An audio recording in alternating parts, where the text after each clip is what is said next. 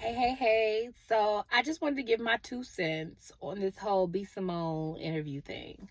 So basically, from what I gathered is B. Simone comes off as an energy vampire. I had a YouTuber clock that shit. Her name is Liwanta Lee. She clocked it when I watched one of her vlogs. And I was like, yes, that's exactly what B. Simone is. B. Simone ain't nothing but a damn energy vampire and a person that likes to harvest people's energy.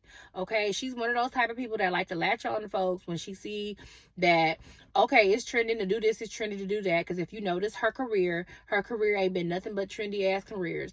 When rapping was a trend, she jumped on the rapping train. When it was time to be funny, she jumped on being the funny train. When it was time to sell lashes and lip glosses and stuff like that, she jumped on that too. When it was real big, everybody was manifesting. What she gonna do? Plagiarize the book and got caught up with that. That's what I'm saying. Like, that's what she did. Honey, if she could, she would have opened up a boutique. Has she did it? She did that yet? She didn't open up a boutique? Okay, well, I don't know. Maybe she's an ambassador for Fashion Nova, because you know how y'all hoes don't learn. So she just likes to, like, she's a leech from what it sounds like. I don't know. It just doesn't seem like anything about her is very genuine. It seems like she has an identity crisis. I'm not going to put no, like, diseases or, like, syndromes or disorders on her, but she looked like she might could suffer from borderline personality disorder. You know, let's clock that T. Like, she just be, like, it's like she just want to take on everybody's, like, personalities when she's latching on to whatever trend she's trying to, like, you know, harvest at the time. And I say harvest energy is those two best friends of hers. They were friends to B. Simone. That's what that was. And Lily clocked it again. She was like, she was always trying to find her path. I didn't even look at it this way, but she was always trying to find a path to God. You know, she was always trying to get too close to God and stuff. And Megan and homegirl that was on the couch, because I can't say her name right, so I don't want to butcher it, because I respect her. But they do have this unweary faith. You know what I'm saying? Especially Megan. Like, people love, I didn't really listen to their podcast, but from what I was told, she was the one that had way more insight than B. Simone did. And I believe it, because I remember watching one clip, and it was with Tony Gaskins on it. And I know one thing about him, he does not like women who curse. And it just seemed like B. Simone was just cursing on purpose, simply to just, I don't know. She just seems like she knows people, like, hate watch her or something. I don't know. Because some stuff I just feel like is calculated in her head, like, oh, he don't like when girls curse. So, you know, I'm going to say a few curse words and see how that make him feel. And see if he, like, how he, yeah. And then Megan probably was looking at her like, girl, what are you doing? But that's just me and my thoughts. But, and I ain't going to hold you. Like, it was very triggering to watch, because I could totally, like, relate to, the friend. I've had friends that, or, you know, people that you assume that you're close with would look out for you if they know there's something out there that you're interested in, and they got a pool or something, and they can, like, help you get to this and get to that or whatever. And you watch them do it for everybody else but you. Or you watch them, like, go out their way, just go out of their way for anything with other people. But when it comes to you, it's so many excuses. It's so many, That's because they take your friendship for granted. And that happens a lot with long-term childhood friends. It's like, well, you're here because we done seen you through the good, the bad, the happy, and the sad. But that's, like, not fair to your childhood friend, because y'all been through, like, adolescence and stuff. You're completely different people from being somebody in middle school for being a grown-ass woman. So, you know, don't do that. You know, that's weird. But women do that. Men, women, whoever, people do that. They get, like B. Simone. It seems like she wanted to impress all of these industry people, or people that she was trying to become, because she wanted to be a millionaire, and she did make $1 million in sales, and we were all happy for her and everything. But she wanted to impress her industry friends. It was very obvious. Why are we crying about Bloomingdale's? You know what I'm saying? You want to impress your work friends, I suppose, and everybody else in that industry. And it seemed like people who ever get caught up in that industry at all, the entertainment, music, movies, whatever, they drink a little of the Kool-Aid. It don't matter what department you in. So it's just kind of like, with her, that's all I can get. Like, she was trying to impress those people and still harvested her good friend Megan and baby girl energy because they were solid friends. You know what I'm saying? They were the good, oh, these are my childhood friends. Oh, that's my best friend from school, you know? So, because they want to seem humble and down to earth for their industry friends. So they say, oh yeah, that's like my best friend. We've been friends since like high school and middle school. Like, she knows me. She knows me. Didn't she say that a couple of times in the interview? But we don't hear from the best friend. She on the sideline. Because this is my first time ever hearing about this girl. I was like, best friend? I thought the other one that was on the couch was the best friend. And she went and got her own show and kept it moving. I'm lost. Help me. So, who's a best friend? I don't know. But to hear someone say Jesus instead of, I apologize for being a selfish person in that time. Whatever I was going through, I shouldn't have taken that out on you. You ain't never done anything to me to make me feel like I couldn't have helped you. Because I know helping you is different from helping others. It's like helping, she should have said it was like helping family. But I don't know. Did B. Simone, do she help her family? I don't know. Like I said, I don't keep up with her, so I don't know. I really, truly don't. But are you a best friend, B. Simone? Because are you a good friend? The answer is no. Because the fact that your friend was telling you all of this stuff she had been going through and you're talking about some Jesus, my whole thing was, did you not know your friend was going through this? Because if you didn't, then girl, yeah, you are a completely horrible friend. Because how do you not know your best friend is going through a tumultuous time like that? And if you did know, it makes you even worse to know that she was going through this shit. And you just standing back like, well, I mean, she's going through it right now, so I can't really use her. But at the same time, this could make her tough. Who are you to make life tough for somebody? Whatever going through her life now is tough enough. Why would you want to come in and make it tougher? I don't like when people like to teach them a lesson. Teach what lesson? When somebody's down already. I don't really like to kick anybody when they down, depending on who it is. Because if it's Trump, I don't care. No offense. Like, I was about to say something, but I don't need to bring him up. But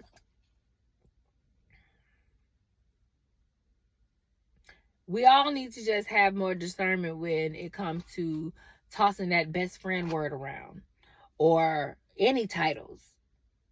Because if you're going to give somebody a title, you need to make sure they understand the title. Because everybody don't understand the title of best friend. Everybody don't understand the title of good friend. Everybody don't understand the title of loyal friend or loyalty or any boyfriend, girlfriend, husband, wife. People don't, words mean things. But a lot of people just don't care what they mean. Because they didn't have intentions to care. They don't care. That's the thing. They don't care. And B. Simone don't care. Because in the middle of that girl talking, that she was like, they probably can't even believe I'm even saying this right now. B. Simone, you know what kind of laugh that was? That was, you're saying some real truthful shit So let me laugh to make it not feel like you're coming for me or some shit. Like that was like a defense. That was like a decoy laugh. That nothing what she was saying was funny. And that Jesus, to me, that Jesus was guilt. Trying to be funny. And it felt like she was trying to soften it by saying, like, Jesus, what do you mean, Jesus? This ain't no random person telling you their testimony. This is your best friend telling you that I was down and out, and you act like you didn't see that shit. And now you're going to sit on, and then when I came to you, when I had a breakthrough, when my breakthrough came through, she still wanted to share that news with you. That's what I'm saying. Miss Ma'am was a friend, not Miss B. Simone. She called her and was like, oh girl, I got a brand deal. Won't he do it? Talking about okay. I've been there too. You calling people trying to tell them some good news and they give you, oh yeah? Oh, okay, well, good for you. Or come with you with some drama. And you done did the thing. And you're met with literally lackluster ass energy. And that's what B gave her. And then she gonna have the nerve to say, God convicted me to come back. And the way they was using God all up and through this, I couldn't take it. But she talking about some God convicted her to call her back.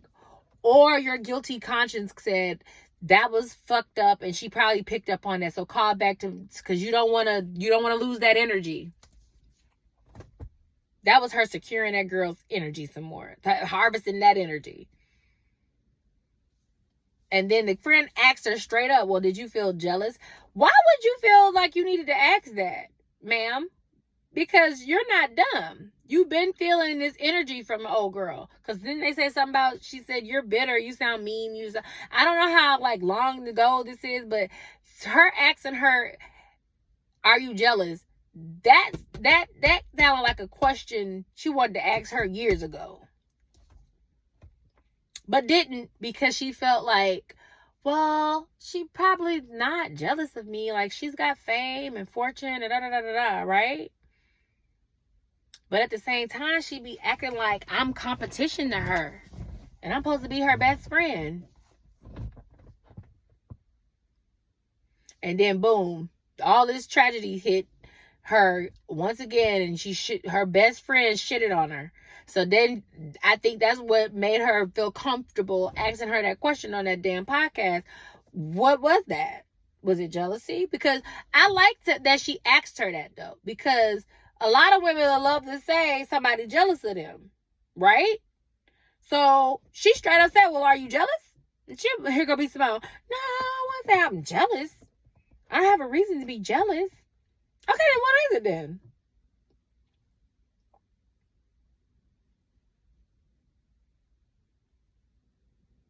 I ain't think so. You ain't got nothing. Because B. Simone didn't have shit. What she said? She said something actually that was worse. She was like, oh, I was just more disappointed that you didn't do this with me. Because, I like to do stuff together. I'm always like, what's our next move? Why are you so codependent?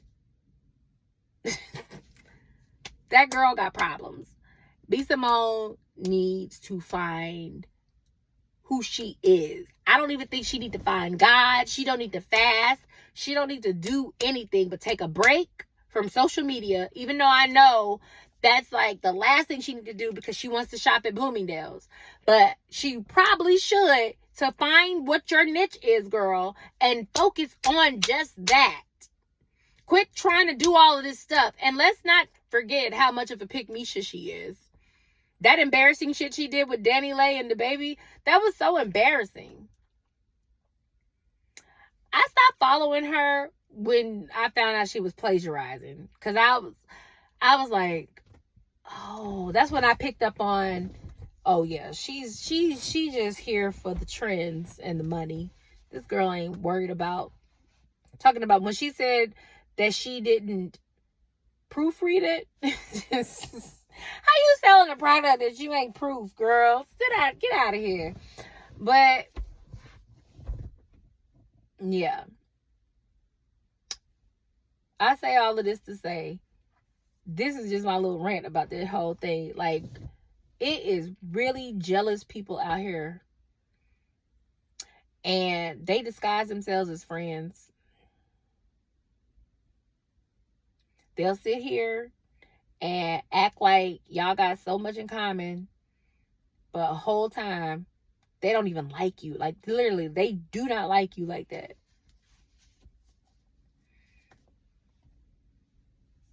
I ain't telling you can't be friends with people, but I just say, especially the places, I just think when it comes to work, most of them, you might meet 5 people. It's probably only one out of that job that's really, really just fuck with you. Them other ones, you fuck with them, but they may not really fuck with you except for that one. This one right here fuck with you.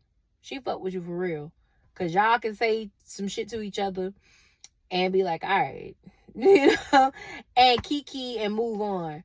These ones right here, you down and out, they'll leave you. They'll be dismissive. They'll avoid you. They play victim. They play victim so they don't have to cater to your feelings. They gaslight. And they fake. She said, yeah, they fake. They fake as fuck. But this one right here, she done peeped this shit. She just didn't say shit because she like, I done told you. That one right now, no. And you know what this one is? My long-term best friend. So, that's all I'm saying. That's how you would know you got a best friend. When y'all can tell each other, I don't know about that one. And you already been said it, but then when your best friend come and say it again, you be like, yeah, see, that's why we fuck with each other, because we're simpatico. Like, duh. We may not always get along, we not always agree, but that's the beauty of it. We don't need to. But our morals and our concept of friendship is the same. I have a homegirl that I don't even talk to all the time, but we bonded so well. Like, we don't really have to, because that the morals, the ethics, the womanhood, you know, like most of the time, like what we stand for, just stuff that's just like right. Like, none of us fuck with R. Kelly type shit. You know what I'm saying? Like, that's what I'm saying. Like, we get it. Ain't no excusing none of that shit. What all he did to all them women is fucked up. Every age group. No one deserved that. But then you might have a bitch from work talking about some well your ass on, bitch. That's it. But anyway, that's all I had to say. Just have better, listen, if old girl know better, she should, to that friendship, I wouldn't be calling her no best friend. I would not be calling that girl no best friend. I would slowly move along, because it'll be too obvious if she just bounced. But guess who did? Megan. And she's thriving. And she's thriving. Okay? That's all I'm saying.